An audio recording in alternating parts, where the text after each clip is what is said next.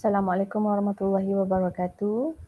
Okey, jadi saya buat teaching video ni untuk habiskan chapter 4. Sebab chapter 4 ada sedikit lagi part ataupun subtopik yang kita tak cover lagi. Okey, so dalam chapter 4 ni adalah kita discuss about market equilibrium. So we have discuss the definition of market equilibrium, and then kita dah tengok juga macam mana kita nak find the equilibrium, kita nak lukis equilibrium, market equilibrium, and then kita dah buat analysis of market equilibrium. Okay, and then kita juga dah lihat the effect of changes in demand and supply on equilibrium price and quantity. Ya, bila demand atau supply berubah, market equilibrium juga akan berubah. Dan for the last subtopic yang kita tak cover lagi lah, which is government intervention in the market. Okay, so basically government intervention ada dua, right? Yes, harga dan kuantiti, hargalah biasanya ditentukan oleh market, oleh demand and supply. Tetapi sometimes harga barang itu menjadi terlalu tinggi ataupun terlalu rendah. So sometimes it might become too expensive ataupun too high ataupun too low, that it might affect consumer or producer. Sometimes dia tak fair kepada producer dan sometimes dia tidak fair kepada consumer. So that's why government akan intervene dan tetapkan harga. Okay, so basically there are two types of price control, which price ceiling atau kita panggil maximum price, dan juga price floor, kita panggil minimum price. Okay, so kita tengok apa itu price ceiling. Okay, government impose regulation that prevents the prices from rising above a maximum level as set by government. Jadi government impose regulation, okay, dia set harga maksimum, ya, dan harga ini setelah ditetapkan, jadi penjual tidak boleh menjual melebihi daripada harga yang telah ditetapkan. Okay, so this one adalah biasanya government indicates bila government rasa okay, barang-barang harga essential commodities dah naik. Okay, so the price of the essential commodities such as sugar, such as cooking oil, such as rice and so on, chicken and fish and so on. So when this kind of goods, the prices has increased, government akan intervene and fix the maximum price, right? So the price is set below the equilibrium price, right? So this is the market equilibrium, supply and demand. So this is the equilibrium price. So bila government rasa, oh, this price is too expensive for consumer, then dia akan tetapkan satu harga ceiling, iaitu dia di bawah harga equilibrium, at P1, right? So bila government impose price ceiling, harga lebih murah, jadi orang ramai ataupun consumer mampu untuk membeli barang tersebut, right? So apa consequence bila government impose price ceiling? Berlakulah shortage di mana quantity demanded will be greater than quantity supplied. Right? Okay. Apa kebaikan government impose price ceiling? It will benefit consumer. So now consumer can enjoy the goods at cheaper price. Contohnya harga ayam, harga sebenar ayam 1 kilogram adalah RM8.5. So bila government rasa, oh mahal lah harga ni, jadi government impose price ceiling at 750 per kg. So sekarang ni benefit kepada consumer, dia dapat beli lebih murah RM1 lah untuk ayam tersebut. Okay. Ataupun macam sekarang ni test kit COVID. So test kit COVID guna Ailio tu kan. So sebelum ni harga dia belas-belas ringgit, tak silap saya 19 ke 20. Okay, so government intervene dan dia impose price ceiling. So harga dalam RM6 lebih, RM5 macam tu dah boleh dapatlah untuk test kit COVID, right? Okay, satu lagi dia juga dapat membantu poor people. So poor people can afford to buy the essential commodities at cheaper price, right? Okay. Ada juga keburukan lah, beberapa keburukan bila government impose this price ceiling. So the first one is that price ceiling ni dia macam kurang, dia is unfair to producer actually. Sebab harga tu diletakkan di bawah harga equilibrium. Jadi producer might lose, might lose lah, maknanya dia rugi.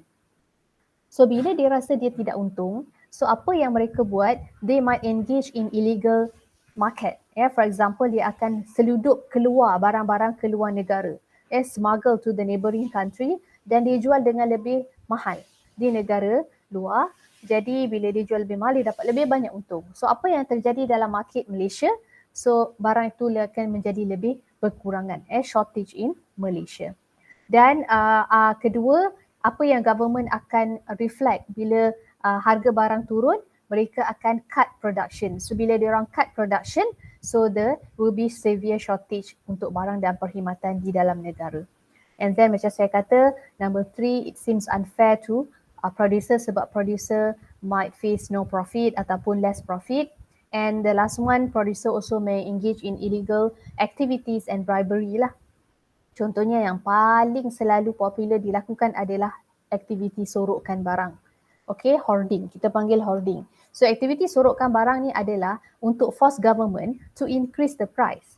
Ya, dia sorok barang. Barang ada tapi dia sorok. Dia nak kata, oh shortage tak cukup ni. Dia create artificial shortage. So bila berlaku masalah macam tu, so dia nak force government to increase the price, so dia sorokkan barang. So this hoarding activity is actually illegal in law and also illegal in it's not permissible in Islam, right?